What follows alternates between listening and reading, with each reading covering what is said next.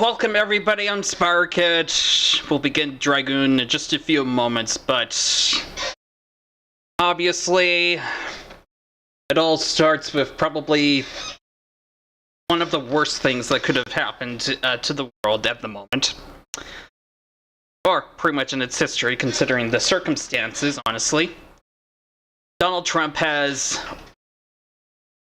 been re-elected president of the United States for another 4 years, despite everything that has happened to him, his character, his demeanor, racist, sexist rants. Apparently it all worked for the American people. They decided that inflation was just a bridge too far for the Biden administration. It didn't work out fast enough for them, and they decided for a change they didn't care if he was a convicted felon, rapist, a racist. And here we are, is the next president of the United States.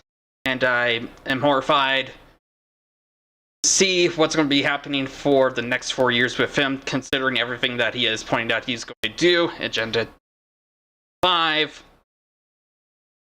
and all this. I am just devastated. Just relatively devastated at this point.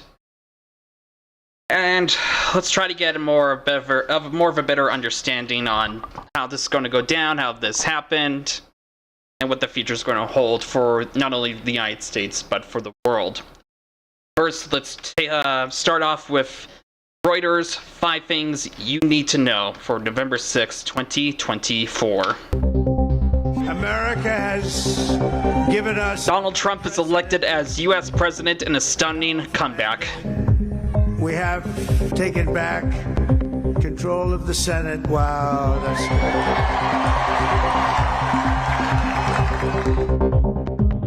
Secondly, Israel's rightist government, led by Benjamin Netanyahu, celebrates Trump's victory.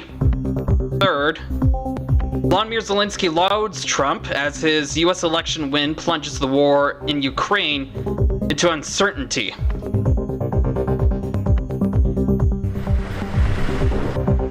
Fourth, Hurricane Rafael barrels through the Cayman Islands as it turns towards Cuba. At least 89 people are missing after the deadly floods in eastern Spain. Those are 5 things you need to know today, and this is a special edition of our news headlines for today, considering the circumstances. All of this is going to focus mainly on what the Trump presidency win will mean for various aspects of our daily lives. First, let's start off with, in depth, Donald Trump elected U.S. president in a historic comeback. This from Reuters. This will truly be the golden age of America. That's what we have to know. Republican Donald Trump was elected president on Wednesday, having defeated his Democratic opponent Kamala Harris. His win caps a stunning political comeback 4 years after he lost the White House. The former president's victory in the swing state of Wisconsin pushed him over the threshold of electoral votes needed to clinch victory. He also leads Harris by about 5 million votes in the popular count. Trump spoke in the early hours of Wednesday at a West Palm Beach, Florida convention center. This was a movement like nobody's ever seen before. America has given us an unprecedented and powerful mandate. We will continue overnight to fight to make sure that every vote is counted. In Washington, D.C., Harris did not speak to her supporters, who had gathered at her alma mater, Howard University. The vice president's campaign co-chair told the crowd Harris would speak publicly on Wednesday. We have taken back Which she has done, by the way. control of the Senate. The Republicans also won a U.S. Senate majority, and they may also win the House of Representatives. That would make it easier for the president to legislate his proposals and push through key appointments. Trump went into Election Day with a 50-50 chance of reclaiming the White House, a remarkable turnaround from January 6, 2021, when many pundits pronounced his political career to be over. That day, a mob of his supporters stormed Congress in a violent attempt to overturn the results of the 2020 election. Since leaving office, Trump has been trailed by legal trouble. Earlier this year, a New York jury found him guilty at a criminal trial. His victory on Wednesday makes him the first convicted felon elected president. Exit polls show Trump picked up more support from Hispanics, traditionally Democratic voters.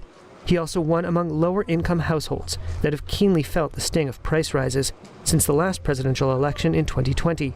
His base of rural, white, and non-college educated voters again showed up in force. Despite that joke at that New York rally, Trump still prevailed. Up next, BBC World News headlines. This is BBC News, the headlines. Recovery efforts continue in the Spanish region of Valencia as a new red alert is issued for torrential rain in Barcelona. Music legend Quincy Jones, one of the pivotal figures in post-war popular music, has died. He was 91. We visit a hospital that remains open for around 200 families choosing to stay in an evacuated city in southern Lebanon. Families of Israeli hostages held by Hamas have expressed their anger after a court says the leak of classified intelligence may have compromised efforts to secure hostage releases. And up next, in depth, Trump elected as U.S. president in stunning comeback retrospective. This from Reuters. Republican Donald Trump has won the 2024 presidential election, becoming the first convicted felon elected to the nation's highest office. He is also the first former president since Grover Cleveland to return to the White House after being voted out of the job. The 78-year-old is the oldest person in U.S. history to be elected president, and his victory caps one of the longest general election campaigns ever, which included 2 assassination attempts. Here's what Trump has said he would do in his second term. On day one, I will launch the largest deportation program in American history. A central campaign promise was deporting millions of migrants, which would likely trigger legal challenges. He has said he will employ the National Guard and, if necessary, federal troops as part of the effort. If I run this country, if I'm going to be president of this country, I'm going to put a 100, 200, 2,000% tariff. Trump has floated the idea of tariffs on all goods imported into the U.S., targeting China in particular. Critics say that would lead to higher prices for American consumers and global economic instability. No tax on tips. Trump has promised a blizzard of tax proposals and said he wants to extend the Trump tax cuts that he signed in 2017. But several prominent budget forecasters have estimated Trump's tax cut plans would add as much as $6.6 trillion to federal deficits over a decade. We're going to drill, baby, drill. Trump has vowed to increase U.S. production of fossil fuels and said he will reauthorize oil drilling in the Arctic National Wildlife Refuge in Alaska. He also has said he will again pull the U.S. out of the Paris Climate Accords. And I think if we win, I think we're going to get it resolved very quickly. Trump, who has been critical of U.S. support for Ukraine in its war with Russia, said he could end the conflict in 24 hours if elected, although he has not said how he would do that. Trump has also said the war between Israel and Hamas should end quickly, but has offered no proposals for how to do that either. Everybody wanted it back in the States, and I did that. Trump has said bans on abortion should be up to states, and if they choose, could monitor women's pregnancies and prosecute them if they undergo the procedure after the period permitted. He appointed 3 justices to the U.S. Supreme Court who were part of the conservative majority that overturned Roe v. Wade protections and would likely continue to appoint federal judges who would uphold limits on abortion. We have an enemy from within. Trump has said he could use federal law enforcement agencies to investigate political opponents and has threatened to make firing federal workers easier with an executive order.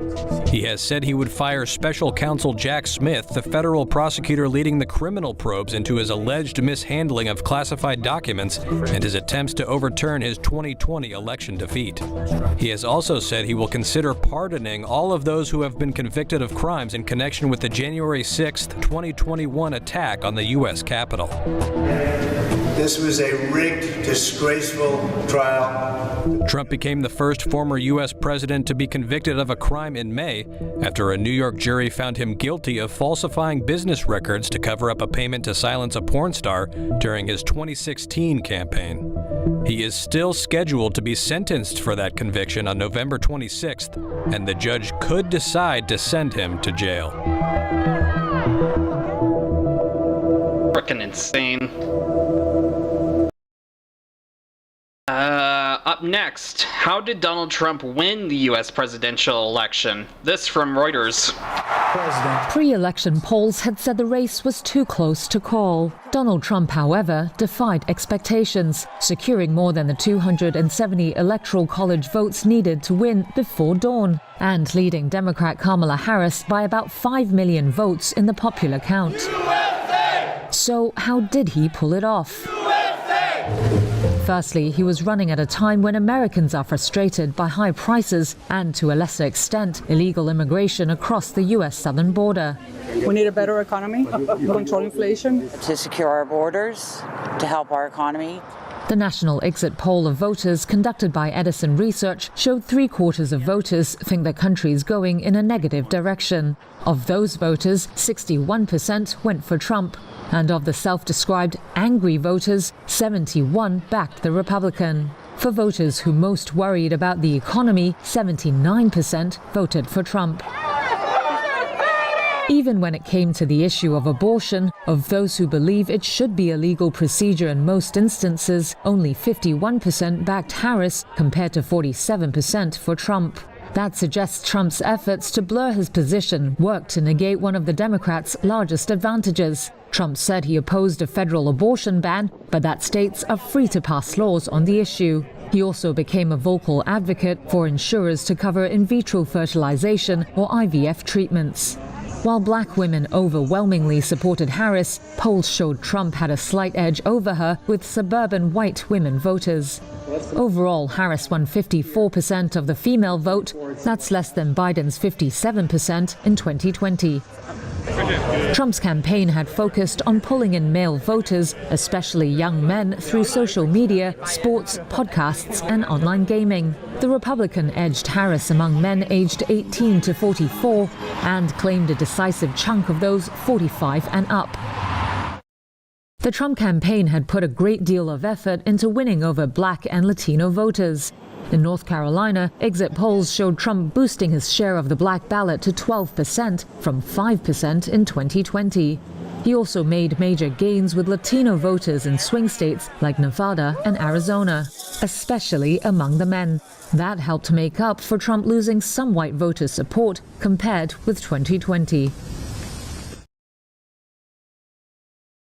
Up next, what happens to Trump's criminal cases? This from Reuters. For much of this year, Donald Trump has faced 4 simultaneous prosecutions over allegations ranging from trying to cover up a hush money payment to porn star Stormy Daniels to attempting to overturn his 2020 election defeat. He pleaded not guilty to all charges and cast the prosecutions as politically motivated. So what happens now that he's won the US election? Trump faced 4 charges in federal court in Washington. He was accused of spreading false claims of election fraud to try to block the collection and certification of votes following the 2020 election. He was also charged with unlawfully holding onto classified documents after his first term ended in 2021 and obstructing efforts by the US government to retrieve the records. Is one of the most outrageous and vicious legal theories ever put forward in an American court of law. However, all charges were dismissed in July after U.S. Special Counsel Jack Smith, who led the federal prosecutions in that case, was found to have been improperly appointed to the role and did not have the authority to bring the case. Smith's team is appealing to the ruling, but Trump's vow to fire Smith immediately upon taking office likely signals the end of the case. In May, a New York jury found Trump guilty of falsifying business records tied to the Daniels payment. That makes him the first former U.S. president convicted of a felony. His sentencing is currently scheduled for November 26, before he's sworn in. Trump's lawyers are expected to ask Justice Juan Merchan to delay the sentencing, in which he could face up to 4 years in prison. Merchan has already twice postponed Trump's sentencing. That was in part due to a July U.S. Supreme Court ruling finding that presidents have broad immunity from prosecution over their official acts. Based on the ruling, Trump argues the case should be dismissed. He has vowed to appeal his conviction once he's sentenced. Separately, his lawyers have asked the Second U.S. Circuit Court of Appeals to move the case to federal court. Such a move, if successful, could create new legal obstacles for the case. Last year, prosecutors in Georgia's Fulton County used state racketeering laws to charge Trump in an alleged conspiracy to reverse his defeat in the 2020 election. The election was a rigged election, a stolen election. Trump will not be able to end the prosecution, but his lawyer will seek to pause any activity related to him. They will argue that a president should not face the burden of a criminal prosecution while in office. Legal experts expect that the case against Trump will not progress while he remains in the White House. All in all, his U.S. presidential election victory essentially ends the criminal cases brought against him, that is, at least during his term in office. Up next, how Musk stands to benefit from his Trump alliance. This from Reuters. The world saw their relationship blossom during the U.S. presidential race, with public support, Take over, Elijah, take over. chats on social media, and $1 million giveaways. And now, the world's richest man, Elon Musk, stands to benefit greatly from his ties to President-elect Donald Trump. Fight, fight, fight. Vote, vote, vote. That's after federal disclosures showed Musk gave over $100 million to his pro-Trump spending group. Trump loaded Musk with praise early Wednesday morning during his victory speech. Let me tell you, we have a new star. A star is born, Elon. But he's a character, he's a special guy, he's a super genius. We have to protect our geniuses. We don't have that many of them.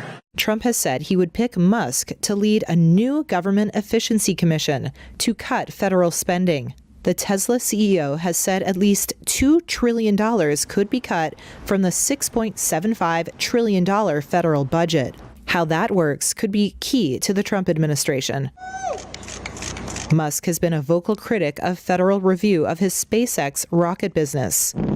His influence could mean less federal oversight of not only space exploration, but other new technologies Musk has a huge stake in, like EVs. Musk also wants to speed up approval of his autonomous driving technology. But Trump and Musk aren't completely in sync. Trump has said he will not let California require all vehicles in the state go electric in a decade. Musk is a big proponent of carbon-free energy, with Tesla being a major supplier of solar systems and batteries. Trump has promised to kill the offshore wind industry and rescind all unspent funds under the Inflation Reduction Act, President Joe Biden's signature climate law that Musk has benefited from. Republican-dominated states have seen big gains from the law. Musk is building his second U.S. electric vehicle factory in Texas. Up next, who has Trump threatened to prosecute once he is president again? This from Reuters. America has given us an unprecedented and powerful mandate. With his return to the White House now secured, US President-elect Donald Trump has a list of people he says he wants to prosecute or investigate. They include political rivals, left-wing Americans, and tech giants. So who could Trump target? Trump has called for investigations into Vice President Kamala Harris, President Joe Biden, former President Barack Obama, and former Republican US Representative Liz Cheney. At a September rally, Trump said Harris was responsible for the biggest crime story of our time, referring to illegal border crossings. She should be impeached and prosecuted for her actions. He has also posted online calling for military tribunals for Cheney and Obama.